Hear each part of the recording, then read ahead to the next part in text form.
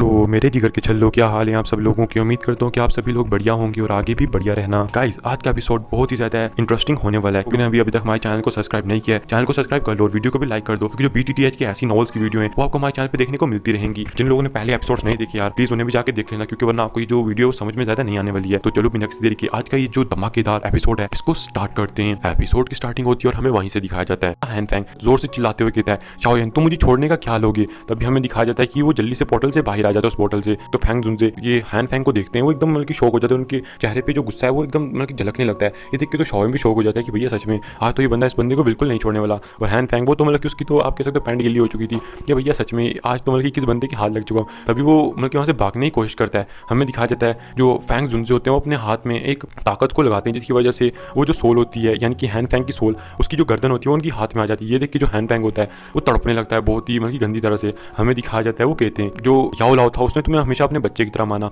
और जब तुम्हारे पास कोई भी ना तुम ऐसे ही पड़े हुए थे एक जंगल में, वहाँ पे तुम्हें बीस्ट मतलब कि कच्चा जवाई खा जाते, वहाँ से तुम्हें याओ लाओ ने लाया और ट्रेन करवाया। लेकिन तुम देखो तुमने उसके मतलब की पीठ पीछे जिस बंदे ने तुम्हें इतना ऊपर लाया जिसकी वजह से तुम यहाँ तक जिंदा बच सके, तुमने उसकी पीठ में छुरा खोप दिया। सच में तुम जैसा दोगला इंसान मैंने अपनी जिंदगी में आज तक नहीं देखा। ना जाने तुम जैसे मतलब कि लोग इस दुनिया में जिंदा क्यों हैं। आज तो मैं तुम्हें मार डालूंगा। तभी शाओन कहता है अरे इसको मारना नहीं है, इससे पहले हमें पूछना है कि जो मास्टर याओ लाओ है उनको होल ऑफ सोल ने कहाँ पे छुपा के रखा है। तभी फैंग जुनजे कहते हैं हैन फैंग मुझे जल्दी से बता दो, वरना जो तुम्हारी मौत होगी वो इतनी दर्दनाक होगी कि तुम भी उसके बारे में सोच नहीं सकते। मैं तुम्हें हजारों सालों तक तड़पाऊंगा सिर्फ। तो ये सुनकर हैन फैंग भी एकदम डर जाता है। हमें दिखाया जाता है वो कहता है कि वो सेंट्रल प्लेन्स के जो अंडरग्राउंड सिटी है उसके अंदर है। तो ये देख के वो भी शौक हो जाते हैं क्या अंडरग्राउंड सिटी। गाइस ये आपको नाम थोड़ा अजीब लगेगा लेकिन हाँ एक सिटी का नाम है। हमें दिखाया जाता है वो आगे कहता है कि हाँ वहाँ पे अंडरग्राउंड सिटी के अंदर ही मास्टर याओ लाओ को कैद किया हुआ है। तभी वो आगे पूछते हैं कि बताओ वहाँ पे कितने लोग हैं, वहाँ पे मतलब कि इस टाइम पे जो कितने सारे ताकतवर लोग हैं। तभी वो कहता है कि वहाँ का बस एपी के टाइम पे एक ही हेड है। तो ये देख के हमें दिखाया जाता है जल्दी से उसका गला घोटने लगता है और कहते हैं तुम मुझे बेटा बेवकूफ बना रहे हो। जो नॉर्मल होल ऑफ सोल की जो ब्रांच होती हैं उनमें भी कम से कम 2 एल्डर्स होते हैं, और तुम कह रहे हो वहाँ पे सिर्फ एक ही हेड है यानी कि एक ही एल्डर है।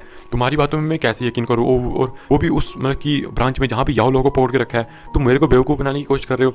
तो ये देख के जो हैन फैंग होता है वो तड़पने लगता है। हमें दिखाया जाता है शाओन जब भी देखता है कि उसको आज मार डालेंगे, तभी शाओन कहता है कि अरे फैंग जुनजे इस पर थोड़ा बहुत तरस खाइए, वरना हमें जो इससे आगे भी जाके जितनी जानकारी निकलवानी है वो सच में उनकी बहुत ज़्यादा व्यर्थ रह जाएगी। हमें इससे अभी भी और भी बहुत सारी चीज़ें निकलवानी है इसके मुँह से, तो इसको छोड़ दीजिए अभी के टाइम पे। तो ये सुन के जो फैंग जुनजे होते हैं हमें दिखाया जाता है इसको शाओन की तरफ कर देते हैं, और जो शाओन होता है वापस से इसको उस बोतल जैड बोतल के अंदर कवर कर लेता है और इसको अपनी वापस से पोटली के अंदर रख देता है। फिर हमें दिखाया जाता है फैंग जुनजे को जो कहते हैं तुम फिक्र मत करो शाओन, मैं अंडरवर्ल्ड में अपने कुछ दोस्तों को कहूँगा और मैं खुद भी वहाँ पे जाके उनके ऊपर निगरानी रखने की कोशिश करूँगा, और वहाँ पे जितनी हो सके उतनी इन्फॉर्मेशन निकालूंगा ताकि मैं जल्दी से याओ लाओ को वहाँ से बचा के निकाल सकूँ। तो शाओन कहता है आपका बहुत बहुत शुक्रिया। हमें दिखाया जाता है कि जो फैंग जुनजे होते हैं वो अपने पास से एक जैड के पीस को निकालते हैं, और कैसे एक तरह का टोकन था। हमें दिखाया जाता है जो टोकन था वो शाओन को दे देते हैं और कहते हैं जब भी तुम किसी ऐसी मुसीबत में पड़ जाओ कि तुम्हें लगे कि तुम उस मुसीबत से अकेले नहीं बच सकते या फिर नहीं बच पाओगे, तो जल्दी से मुझे इस टोकन को तोड़ देना, तो मुझे पता लग जाएगा और मैं तुम्हारी मदद करने के लिए वहाँ पे आ जाऊँगा। तो ये देख के जो शाओन होता है वो कहते हैं आपका बहुत बहुत शुक्रिया। तो फैंग जुनजे कहते हैं तुम्हारा अगला प्लान क्या तुम मतलब कि मेरे साथ ही चलोगे, क्योंकि तुम अगर मेरे साथ रहोगे तो मैं तुम्हें सेफ रखूँगा।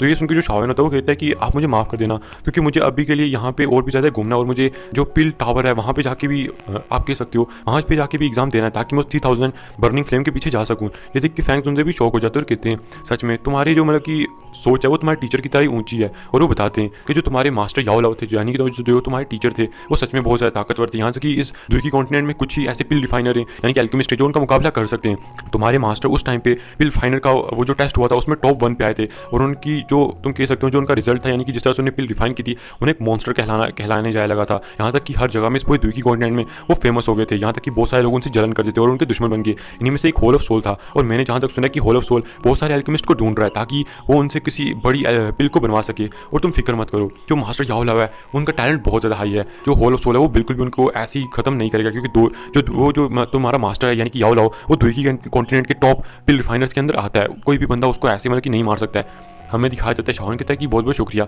हम हमें यहाँ से जाना होगा। तभी फैंग जुनजे कहते हैं कि ठीक है अपना ध्यान रखना। हमें दिखाया जाता है वो लिनियन की तरफ इशारा करता है, और वो जो लिनियन होता है अपने पंखों को खोल लेता है और वो उन्हें ग्रीट करके हमें दिखाया जाता है उस बड़ी सी ग्रीन कलर की ईगल से नीचे छलांग मार देते हैं, और वो थोड़ी देर में हमें दिखाया जाता है नीचे पहुंचे, और नीचे से वो ऊपर देखते हैं जहाँ पे जो फैंग जुनजे की ईगल थी वो वहाँ से गायब हो जाती है। ये देख के शाओन कहता है कि चलो कोई ना, अब हमें भी यहाँ से चलना चाहिए। कि लियान से पूछता है लियान मुझे बताओ आखिरकार हमें जो पिल टावर है ये कहाँ पे है। तो वो बताता है कि ये पिल टावर ये पिल सिटी के अंदर है। तो शाओन कहता है यहाँ से पिल सिटी को जाने बनाने में कितना टाइम लगेगा? तो कहता है ना भी तो कम से कम 1 से 2 महीने तो लगेंगे ही।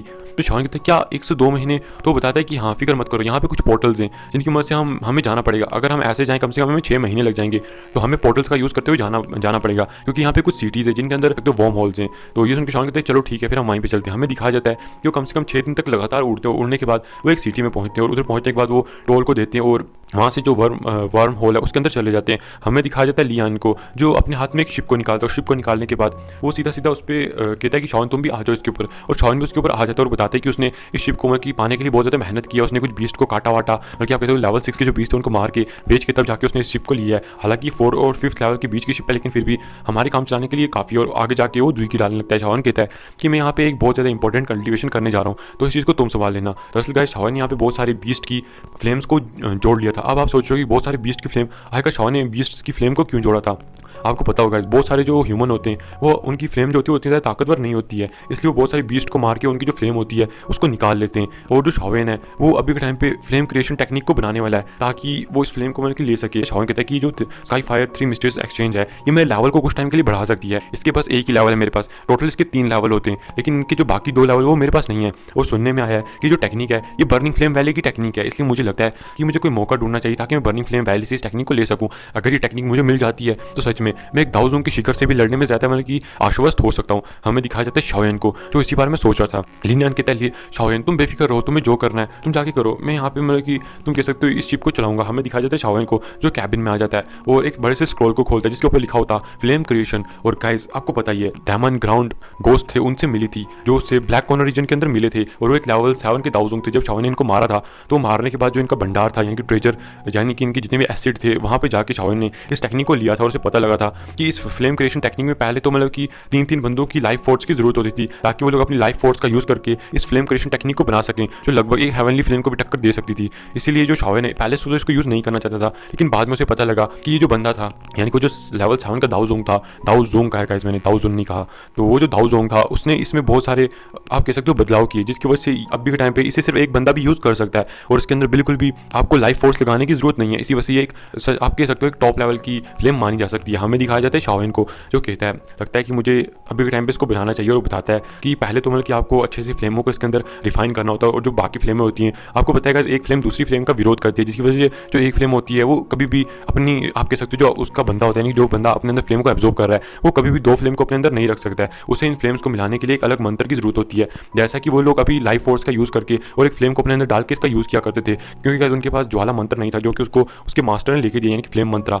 लेकिन अभी के टाइम पे शाओन के पास फ्लेम मंत्रा भी था, इसलिए ये चीज़ उसके लिए बहुत ज़्यादा आसान थी। हमें दिखाया जाता है शाओन के तहत फ्लेम्स को आपस में मिलाना होगा, और मिलाने के बाद एक फ्लेम में कन्वर्ट करके इन्हें एक बीट के अंदर कन्वर्ट करना होगा, यानी कि एक सीड के अंदर कन्वर्ट करना होगा। और जब वो सीड बन जाएगा हमें उसके अंदर और भी बीस्ट की फ्लेमों को डालना होगा, ताकि वो जो सीड है वो ताकतवर बनता रहे। हमें दिखाया जाता है जो शाओन है वो इसी प्रक्रिया में लग जाता है, लगभग 20 ऐसी करते करते 25 दिन बीत जाते हैं। हमें दिखाया जाता है शाओन को जो अपनी आंखें खोलता है और कहता है कि मैं फाइनल मोमेंट पे पहुंच चुका हूँ, जहाँ पे मैंने इन फ्लेमों को मिलाने में कामयाबी हासिल कर ली है, क्योंकि लगभग 12 से भी ज़्यादा फ्लेमें थी, इसलिए इन फ्लेमों को मिलाना सच में बहुत ज़्यादा डिफिकल्ट था। इनमें से कुछ हाई लेवल की बीस्ट की फ्लेमें थी जिनको मिलाना तो बहुत ज़्यादा मुश्किल था। हमें दिखाया जाता है शाओन को जो कहता है अब इसका सबसे ज़्यादा इंपॉर्टेंट मोड आ चुका है, यानी कि मुझे इन फ्लेम्स को मिलाते हुए एक बीट के अंदर कन्वर्ट करना है, जो कि सबसे ज़्यादा खतरनाक है। अगर कोई बंदा इसको ना कर पाया तो यहाँ तक कि उसके अंदर की जो बॉडी है वो भी बहुत ज़्यादा हेवनली इंजर्ड हो सकती है, यहाँ तक कि जो उसकी बॉडी है वो भी डिस्ट्रॉय हो सकती है। हमें दिखाया जाता है शाओन को जो कि इसी तरह से कहता है कि मुझे किसी न किसी तरह किसी से करना ही होगा। तभी लियान शाओन की खुली आंखें देख के खुश हो जाता है और कहता है शाओन क्या तुमने अपनी कल्टिवेशन कर ली? शाओन कहता है कि हाँ बस मैं अभी अपने एक की मेन चरम में आ चुका अपनी कल्टिवेशन के,